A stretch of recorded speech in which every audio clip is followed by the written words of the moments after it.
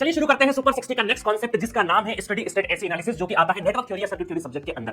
देखिए क्या होता है नेटवर्क थ्योरी में, जब तक डीसी चलता है ना, जब तक स्टूडेंट बहुत कंफर्टेबल फील करते हैं। जहां पर एसी सोर्स लग जाता है, इंडक्टर कैपेसिटेंस आ जाते हैं, कई बार स्टूडेंट थोड़ा अनकंफर्टेबल फील करते हैं। बट आपको अनकंफर्टेबल फील करने की जरूरत नहीं है। आपको सिंपल एक चीज का ध्यान रखना है, रूल नंबर 1, कि जब भी एसी के क्वेश्चंस आएंगे ना, तो सबसे पहला काम ये करना है कि इंडक्टर कैपेसिटर को ओमिक वैल्यू में कन्वर्ट करना है। ओमिक वैल्यू में कन्वर्ट करने का मतलब है कि यहां पर इंडक्टर को जे ओमेगा लिख देना है और कैपेसिटेंस को minus j by omega C में कन्वर्ट करके जब ये कन्वर्ट हो जाएंगे तो ये ओमिक वैल्यू में कन्वर्ट हो जाएंगे। अब इनको ट्रीट लाइक का रेजिस्टेंस। बट एक चीज का ध्यान रखना है कि डीसी में सिंपल कैलकुलेशन थी, बट यहां पर इमेजिनरी पार्ट आएगा तो आपको कॉम्प्लेक्स कैलकुलेशन करनी पड़ेगी। मतलब रियल को रियल में और इमेजिनरी को इमेजिनरी के साथ में ऐड या फिर सबट्रैक्ट करना पड़ेगा। इस चीज का ध्यान रखना। बाकी जितनी भी सॉल्विंग टेक्निक हमने पढ़ रखी हो, चाहे नोडल हो, मेश हो, सोर्स ट्रांसफॉर्मेशन हो, चाहे केसीएल हो, केवीएल हो, करंट डिवीजन, वोल्टेज डिवीजन, सब एज इट इज लगेगा। बस ध्यान रखना कॉम्प्लेक्स कैलकुलेशन का, ठीक है। चलिए, तो मैंने आपके स्क्रीन पर सिंपल से कुछ स्टैंडर्ड लीडिंग लैगिंग या एंगल पॉजिटिव चलते हैं, एंटी क्लॉकवाइज चलते हैं, क्लॉकवाइज चलते हैं, एंगल क्या लेते हैं, तो क्लॉकवाइज में नेगेटिव लेते हैं, एंटी क्लॉकवाइज में पॉजिटिव लेते हैं। ये कुछ ट्रिग्नोमेट्री फंक्शंस मैंने आपकी स्क्रीन पर लिख दिए हैं ताकि आपको हेल्पफुल रहेगा, यहां पर कन्वर्ट करने में आसानी रहेगी, ठीक है। साथ में एक स्टैंडर्ड फार्मूला और लिख दिया है, तो ये आपको काफी हेल्प रहेगा पूरे क्वेश्चंस करने में। तो मैंने कुछ स्टैंडर्ड ट्रिग्नोमेट्री फार्मूले लिख दिए जो कि आपको पता होने चाहिए। नेक्स्ट स्लाइड पे मैंने लिख दिया है सिंपल फेजर के बारे में। फेजर के बारे में रेजिस्टेंस का फेजर बनाना है तो सिंपल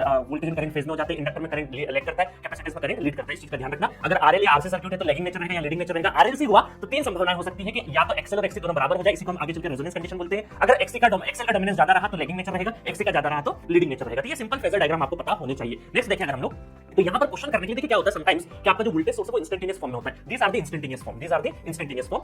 आपको एनालिसिस करने के लिए इंस्टेंटेनियस फॉर्म से फिर आपको क्या करना पड़ेगा, उसको चेंज करना पड़ेगा फेजर फॉर्म में। या फिर हम ये बोल सकते हैं कि इसको चेंज करने का टेक्निक ये है कि ये होती है पीक वैल्यू। ये क्या होती है? Peak value. इस पीक वैल्यू को जब हम देखिए बाय डिफॉल्ट अगर आपको इस तरीके से वोल्टेज दे दिया 2 एंगल 30 डिग्री, तो हम ये मान के चलते हैं IEEE लॉ के हिसाब से कि जो मैग्नीट्यूड है बाय डिफॉल्ट आरएमएस में है, बाय डिफॉल्ट आरएमएस में। बट नेटवर्क थ्योरी में समटाइम्स इसको आरएमएस कंसीडर नहीं करके डायरेक्टली पीक के साथ भी कई बार लिख देते हैं, तो आपको थोड़ा क्वेश्चन का सेंस समझना पड़ेगा। बट मैंने आपको बताया कि बाय डिफॉल्ट मैग्नीट्यूड टाइम में होता है, हमेशा आरएमएस में होता है। चलिए, तो यहां पर भी हम चेंज करने की कोशिश करते हैं। देखिए सबसे पहले आपको क्या करना है, इंस्टेंटेनियस के फॉर्म में दे रखा है तो इंस्टेंटेनियस लिख दिया, एंगल जो कॉस के साथ में उसके साथ वाला एंगल लिख दिया आपने। और या फिर इसको अगर हम आरएमएस में कन्वर्ट करें तो वीएम बाय इस पीक वैल्यू को डिवाइड बाय √2 एंगल प्लस। तो ये मोर अप्रोप्रिएट फॉर्म है, ठीक है। आप चाहे तो क्वेश्चन को इस तरीके से कर सकते हैं, बट बाद में वापस इस चीज का ध्यान रखना है कि वापस जब इससे चेंज करेंगे तो √2 का मल्टीप्लाई नहीं करना है। बट इस वाले फॉर्म से वापस अगर हम लोग इंस्टेंटेनियस में कन्वर्ट करेंगे तो आपको √2 का मल्टीप्लाई वापस करना पड़ेगा। इस चीज का ध्यान रखना। अब देखिए बहुत बार कंफ्यूजन ये होता है कि अगर सोर्स में सिंपल अगर आपको एक ही सोर्स गिवन है, या तो साइन का या कॉस का, तो कोई दिक्कत नहीं है। आप डायरेक्टली चाहे तो जो एंगल गिवन है वही आप रख सकते हैं। जस्ट लाइक जैसे साइन का है तो मैंने डायरेक्टली जैसे Vm बाय थीटा, अभी ये मैं देखना भी बताता हूं, साइन का या फिर कॉस का। मेरी बात ध्यान से सुनना कि अगर सिंपल सोर्सेस एक ही गिवन है,